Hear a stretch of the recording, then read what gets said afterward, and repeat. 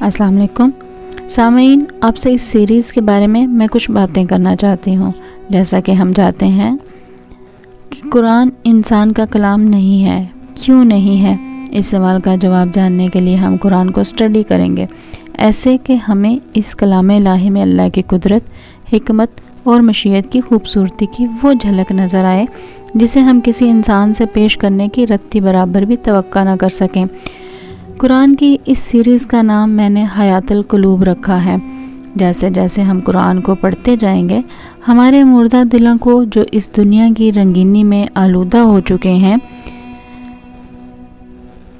इनको एक नई ज़िंदगी मिलेगी। यानी यह सीरीज़ दिलों को ज़िंदा करेगी। खुदाए बुज़ुर्ग व बरतर से दुआ है कि वो मुझे इस काम में कुशादा फ़हम, इज़्ज़त व बरकत से नवाज़े। आमीन। इंशाअल्लाह मैं इस सीरीज़ में वीडियो की तवालत को कम रखने की कोशिश करूँगी। इस वीडियो में मुख्तसर मगर जामिया वजाहत के साथ सिर्फ़ एक ही आयत को बयान किया जाएगा। मैं कोई आलिम दीन नहीं, मेरा इल्म भी महदूद है। हद्दुल इम्कान कोशिश करूँगी कि आप तक मुस्तनद मालूमात पहुँचाऊँ। कुरान की मिसाल एक समंदर की मानिंद है। अगर एक शख्स समंदर में गोता लगाए और अपनी मुट्ठी में जवाहरात भर कर ले आए और बोले कि मेरे पास समंदर का सारा ख़जाना है या सबसे कीमती ख़जाना है, तो ये बात सच नहीं है। क्योंकि जब एक दूसरा शख्स या तीसरा शख्स या लाखों करोड़ों लोग गोता लगा के मुट्ठी भर भर कर ख़जाना निकाल लाएं, तो फिर भी वो सारा ख़जाना नहीं होगा। इसी तरह हम भी इस समंदर में यानी इस कुरान पाक में इसमें से हम ख़जाना ढूंढने की कोशिश करेंगे। इंशाअल्लाह हम इस ख़जाने में से बफ़ज़्ल खुदाए बुज़ुर्ग व बरतर ज़रूर अपने हिस्से के इल्म का ख़जाना निकाल लाएंगे। कुरान की एक ख़ास बात है जो आपने भी महसूस की होगी, यानी पहले एक बात कुरान में बता दी जाती है और वही बात दोबारा भी आ रही है। ऐसा क्यों है? और फिर हर किताब का एक असूल है कि जब एक चैप्टर शुरू किया जाता है तो जो टॉपिक हो उसी के मतलब बात की जाती है, जबकि कुरान में ऐसी बात नहीं है। जैसे आप सूरतुल बकरा को ही देख लें। बकरा का मतलब है गाय, लेकिन इस सूरत में गाय से मुतल्लिक सिर्फ चंद आयात ही आपको मिलेंगी। बाकी तमाम आयात में दीगर अहकामात और वाक़यात को बयान किया गया है। फिर आम दुनियावी किताबों में एक बात ये पाई जाती है कि हर बात एक तरतीब से होती है, जबकि कुरान में ऐसी तरतीब नहीं मिलती जैसे कि हमें बाकी किताबों में मिलती है। मैं दीनी एतबार से बात नहीं कर रही बल्कि अदबी एतबार से बात कर रही हूँ। जैसे हज़रत मूसा अलैहिस्सलाम का वाक़या हमें 73 सूरतों में बिखरा हुआ मिलता है। हज़रत आदम अलैहिस्सलाम का वाक़या भी पूरे कुरान पाक में जा बजा फैला हुआ है, जबकि कुरान में सूरह आले इमरान मौजूद है। इस सूरत में, जिसका मतलब है इमरान का घराना, होना तो ये चाहिए था कि इसमें सिर्फ इमरान के घराने की बात की जाती, मगर ऐसा नहीं है। इस तहकीक के बाद मैं इस पॉइंट पर पहुंचती हूँ कि ये एक इंसान के लिए मुमकिन ही नहीं कि वो ऐसा कलाम लिख सके। इसकी कई एक वजूहात और भी हैं जिनको हम साथ साथ सीखते जाएंगे। इंशाअल्लाह मैं बहुत तफसील से आपको एक एक आयत समझाऊंगी, समझाने की कोशिश करूंगी ताकि आप थोड़े वक्त में ज़्यादा सीख सकें। कुरान अल्लाह का कलाम है, अल्लाह का मोजज़ा है। मोजज़ा असल में कुरान के अंदर है। कुरान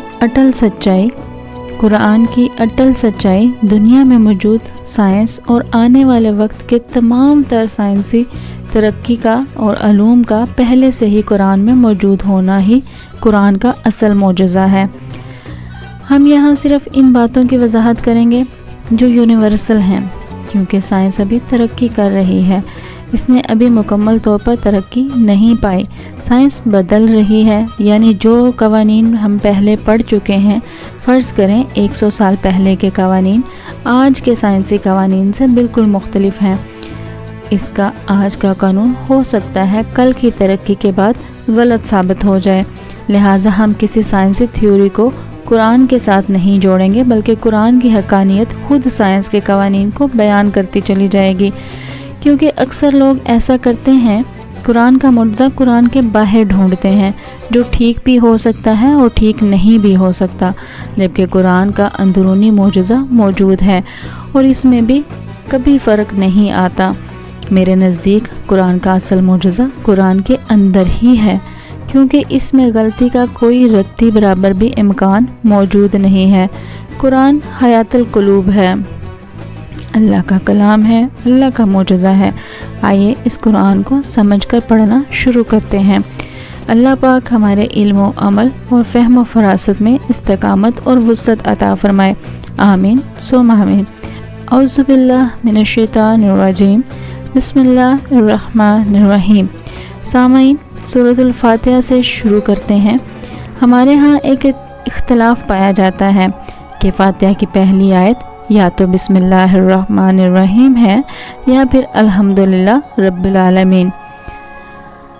کچھ فقہا کے نزدیک بسم اللہ فاتحہ کا حصہ ہے، جبکہ کچھ کے نزدیک ایسا نہیں ہے، بلکہ بعض فقہا کا کہنا ہے کہ بسم اللہ ہر سورت کا حصہ ہے سوائے سورۃ توبہ کے، جبکہ بعض کا کہنا ہے کہ بسم اللہ بطور آیت صرف سورۃ النمل کا حصہ ہے، جو کہ آیت نمبر 30، سورہ نمبر 27 اور پارہ نمبر 19 میں موجود ہے۔ سامعین، بتاتی چلوں کہ بسم اللہ الرحمن الرحیم کی برکات و فضیلت کی ویڈیو آپ کو آئی بٹن میں مل جائے گی۔ میرے نزدیک زیادہ قوی دلیل یہ ہے کہ بسم اللہ الرحمن الرحیم فاتحہ کا حصہ نہیں ہے۔ اس کی دلیل میں ایک حدیث قدسی موجود ہے جس کا مفہوم ہے کہ جب اللہ کا بندہ فاتحہ پڑھتا ہے تو ایک آیت جو وہ پڑھتا ہے اللہ اس کا جواب دیتا ہے۔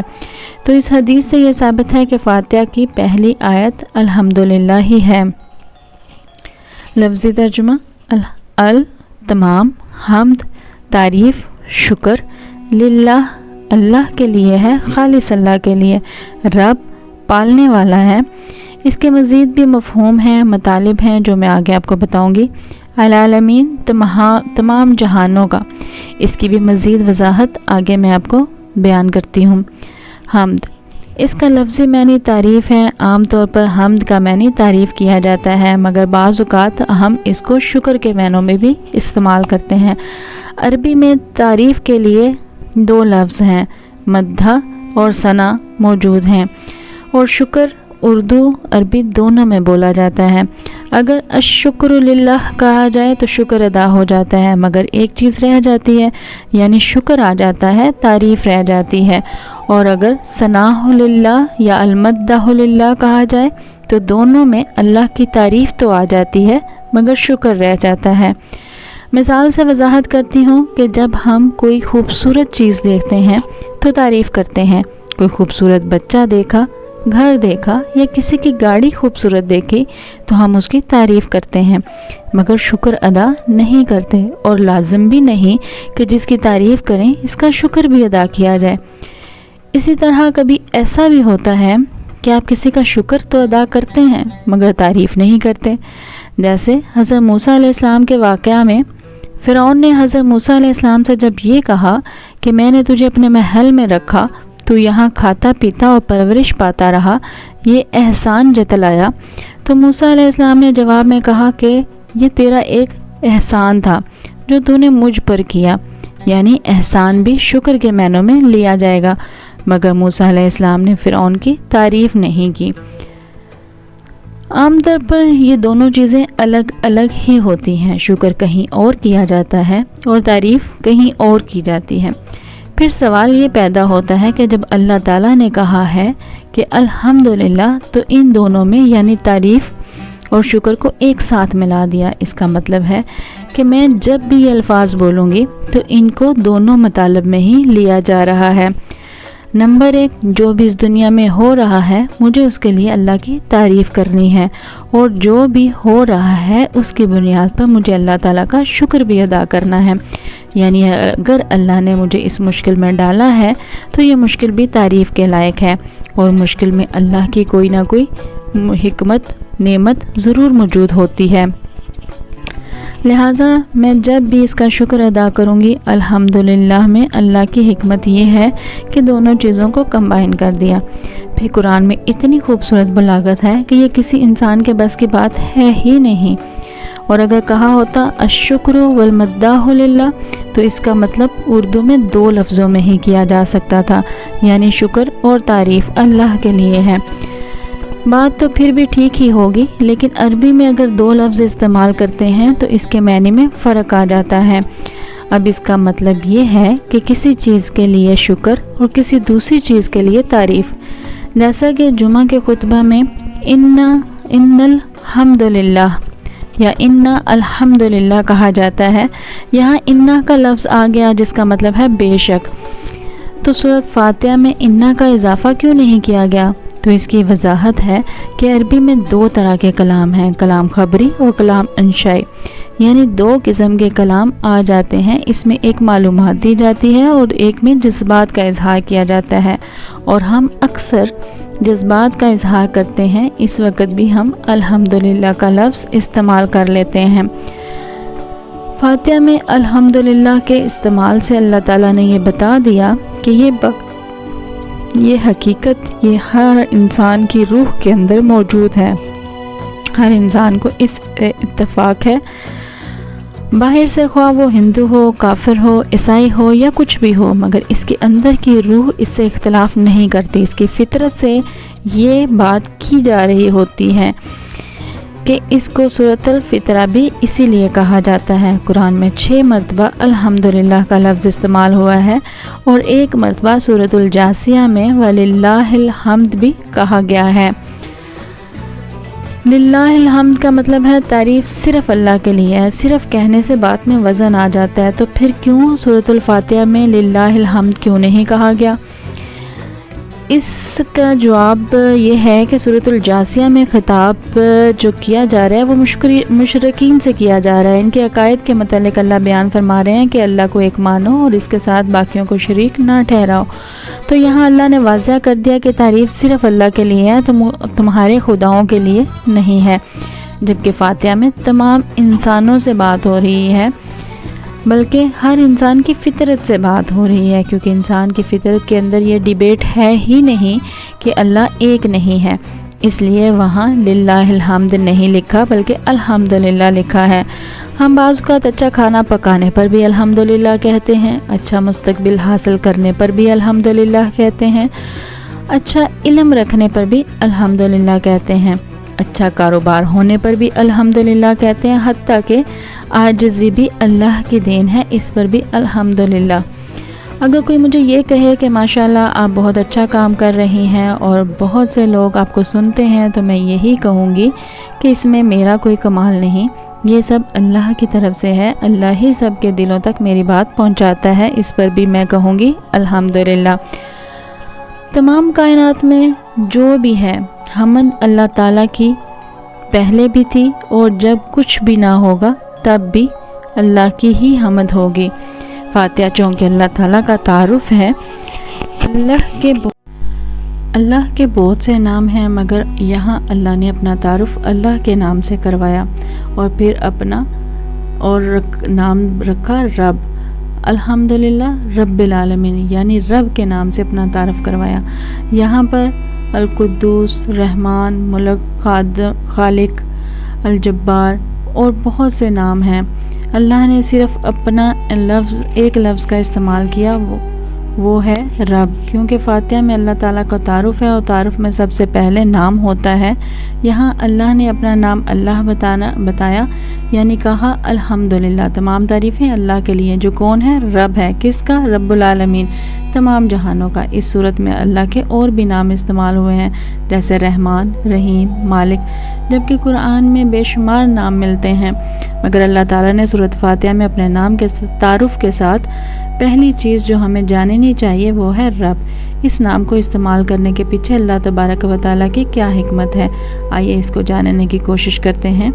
سب سے پہلے یہ وضاحت کر دوں کہ کچھ نام ایسے ہیں جن سے کوئی نہ کوئی رشتہ بنتا ہے، مطلب فوراً ایک رشتہ ذہن میں آ جاتا ہے، اور کچھ ایسے ہیں جن سے کوئی رشتہ نہیں بنتا، جیسے کہ استاد کا شاگرد سے رشتہ، ماں کا بچے سے رشتہ، آقا کا غلام سے رشتہ۔ इसी तरह अगर कहें हिकमत वाला, सब्र वाला, तो कोई रिश्ता नहीं बनता। अल्लाह के नामों में खालिक का रिश्ता मखलूक से है, रहम करने वाले का रिश्ता मरहूम से है, यानी जिस पर रहम किया गया। लिहाजा इन तमाम रिश्ते वाले नामों में से एक नाम का इंतखाब किया जाए ताकि ये समझ लिया जाए कि बाकी तमाम रिश्ते दूसरे दर्जे के हैं। इस रिश्ते का ताल्लुक़ पहले दर्जे से है, क्योंकि अल्लाह ताला के साथ जो पहला मेरा बुनियादी ताल्लुक़ है वो ये है कि अल्लाह मेरा रब है, क्योंकि लफ्ज़ अल्लाह ताल्लुक़ वाला नाम नहीं है, वो नाम है, और रब ताल्लुक़ वाला नाम है। अगर वो रब है तो मैं क्या हूँ? गुलाम, बंदा यानी अब्द। ये बुनियादी रिश्ता है मेरा अल्लाह से। बाकी दूसरे दर्जे के रिश्ते हैं, वो रहम करने वाला है, मैं रहम लेने वाली, वो रिज़्क देने वाला, मैं रिज़्क लेने वाली, वो मग़फ़िरत करने वाला, मैं मग़फ़िरत लेने वाली। और ये सारे रिश्ते बुनियादी रिश्ते के बगैर हो ही नहीं सकते। जैसे मिसाल के तौर पर आप घर में या दफ्तर में एक मुलाजिम रखते हैं तो वो सबसे पहले वो आपका मुलाजिम है, बाकी आप इसे तनख्वाह देते हैं, खाना देते हैं, रिहाइश देते हैं, किराया देते हैं, ये सब दूसरे दर्जे के मामलात हैं। और अगर बुनियादी रिश्ता मुलाजमत ही ख़त्म कर दी जाए तो बाकी सारे मामलात भी नहीं रहेंगे। यहाँ हमें अपने और अल्लाह के ताल्लुक़ को समझने के लिए हमारे बुनियादी रिश्ते को समझना होगा। जब रब को समझ लेंगे तो अब्द यानी अपनी खुद की भी समझ आ जाएगी। रब का मतलब है पालने वाला। हमें अरबी में रब के 5 मायने मिलते हैं। अरबी में पहला मालिक, दूसरा सैयद, अरबी में सैयद सरदार को कहते हैं, सरबराह को कहते हैं। तीसरा मुनअम, इनाम देने वाला, तोहफे देने वाला। इसको समझ लें कि रब आपको वो नहीं देता जिसके आप मुस्तहिक हैं, बल्कि वो देता है जो वो चाहता है, क्योंकि वो मालिक है। मेरा तो कुछ है ही नहीं, वो सरदार है, वो इनाम देने वाला है। देगा तो शुक्र, नहीं देगा तो हम शिकवा नहीं कर सकते। चौथा मतलब बनता है अलमुरब्बी। अलमुरब्बी अरबी में उसको कहते हैं जो पौधे को उगाता है। बागबान, किसान, माली पौधे का ख्याल रखता है, आंधी, धूप, ठंड से बचाकर पौधे को उगाता है। अल्लाह ताला ने अलमुरब्बी लफ्ज़ वालिदैन के लिए भी इस्तेमाल किया है, क्योंकि वो बच्चों को ऐसे ही परवरिश करते हैं जैसे एक बागबान या किसान पौधों की करता है। रब के मानों में अलमुरब्बी भी हैं जो बहुत ख्याल के साथ हमारी नशोनुमा करते हैं, हमारी तरबियत करते हैं। तरबियत से मुराद सिर्फ इखलाक ही नहीं होता, बल्कि इसका मतलब अरबी में उगाने या ग्रोथ के लिए भी इस्तेमाल होता है। तरबियत क्या होती है? जिस्म का बढ़ना, खुलियों का बढ़ना, दिल का धड़कना, सांसों का चलना, खाने का हज़म होना, बालों का बढ़ना, नाखून का बढ़ना, दांतों का बढ़ना, निकलना, टूटना, फिर से निकलना। जिस्म के अंदर बेशुमार काम जो एक खुदकार तरीके से चल रहे हैं, इनको चलाने वाला अलमुरब्बी है। आगे चलते हैं। अलकय्यम रब का 5वां मतलब है अलकय्यम, जिसके मानी है कायम रखने वाला। जिस तरह घर को बनाने के बाद इसको कायम रखने के लिए वक्तन फ़वक्तन इसकी मेंटेनेंस करनी पड़ती है, इसी तरह जिस्म को ठीक रखने के लिए इसकी भी मेंटेनेंस की ज़रूरत होती है। यानी खाना बेहतर खाओ, हलाल खाओ, नींद का एहतमाम करो, एक्सरसाइज भी करो। और अल्लाह ताला इस तरह क़य्यम है कि हमारे दिल की एक धड़कन के बाद अगली धड़कन को चलने के लिए चलने से पहले अल्लाह से इजाज़त लेनी होती है कि मैं चलूँ। इजाज़त मिलती है तो अगली धड़कन हम ले पाते हैं। हर सांस को भी इजाज़त लेकर चलना होता है, और जो खून मेरी रगों में चल रहा है इसको एक एक लम्हा मेंटेन कौन कर रहा है? वो अल्लाह ताला ही है, अलकय्यम है, जो रब है। वो अगर एक दफ़ा भी ध्यान देना छोड़ दे तो मेरा वजूद ख़त्म शुद। गैर मुसलमानों के कई फ़लसफ़े हैं, मगर मुसलमानों का एक ही फ़लसफ़ा है कि कुछ भी खुद से नहीं हो रहा, कुछ भी खुदकार तरीके से नहीं चल रहा, हर चीज़ को मेंटेन किया जा रहा है, इसको हर लम्हे कायम रखा जा रहा है, हत्ता कि पत्ता भी इसकी इजाज़त के बिना नहीं हिल सकता। मेरे जिस्म का एक एक सेल अल्लाह के हुक्म के ताबे अमल है। ये है अलकय्यम। اب اللہ کا نام رب سے تعلق واضح ہو جاتا ہے. ہم بھی کسی چیز کے مالک ہو سکتے ہیں، جیسے یہ گاڑی، یہ کتاب، یہ گھر. میں اس کی مالک تو ہوں، مگر یہ ممکن نہیں کہ میں جیسے چاہوں اپنی گاڑی چلاؤں، میں جیسے چاہوں اپنے گھر کو استعمال کروں. حتیٰ کہ میں میرے گھر کا دروازہ ہر وقت کھلا نہیں رکھ سکتی، اونچی آواز کا استعمال اپنے گھر میں ہونے کے باوجود نہیں کر سکتی کہ کچھ سوسائٹی کی ریسٹرکشن سامنے آ جاتی ہیں. تو آپ مالک تو ہیں مگر سید نہیں ہیں، سردار نہیں ہیں، سربراہ نہیں ہیں.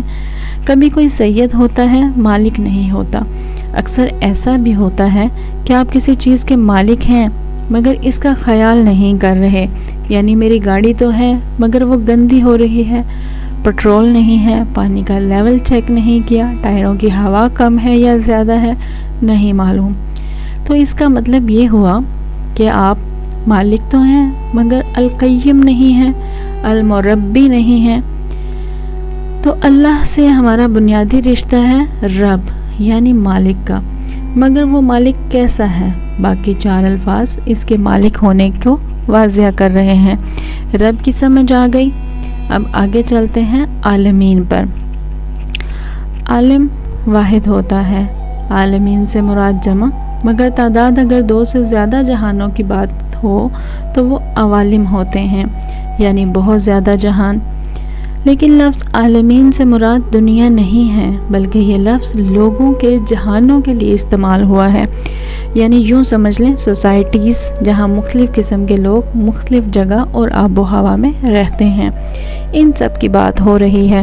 جس طرح کہا جاتا ہے اگر کوئی کسی بہت خوبصورت یا دلچسپ جگہ کی سیر کو جائے تو عام طور پر کہتا ہے کہ یہ تو کوئی اور ہی دنیا ہے، اور ہی عالم ہے. کوئی گاؤں کے ٹاٹ سکول سے کسی ٹاپ کلاس یونیورسٹی میں چلا جائے تو کہے گا کہ یہ تو کوئی اور ہی عالم ہے. ویسے اگر ہم اپنے دادا پر دادا سے پوچھیں کہ آپ کی ابتدائی زندگی کیسی تھی تو وہ کہیں گے کہ وہ تو کوئی اور ہی عالم تھا، یا اس وقت ایسا عالم نہ تھا جیسا کہ اب ہے. تو عالمین میں کیا کیا چیزیں شامل ہو گئیں؟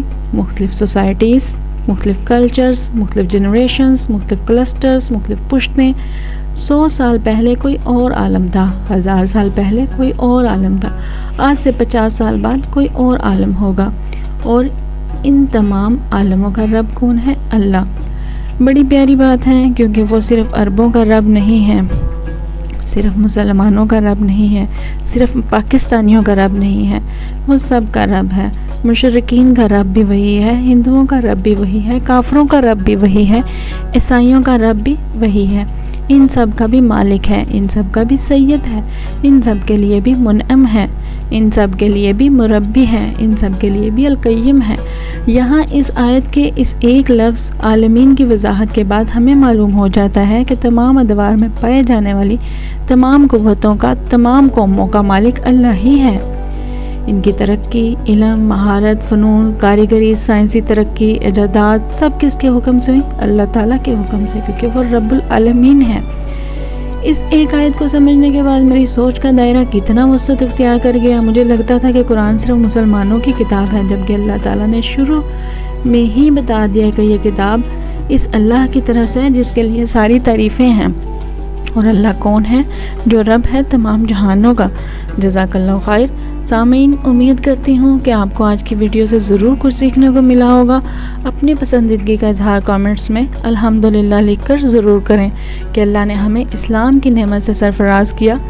ملتی ہوں آپ سے ایک نئی ویڈیو میں، تب تک کے لیے اپنا بہت سا خیال رکھیے گا. Thanks for watching. اللہ حافظ.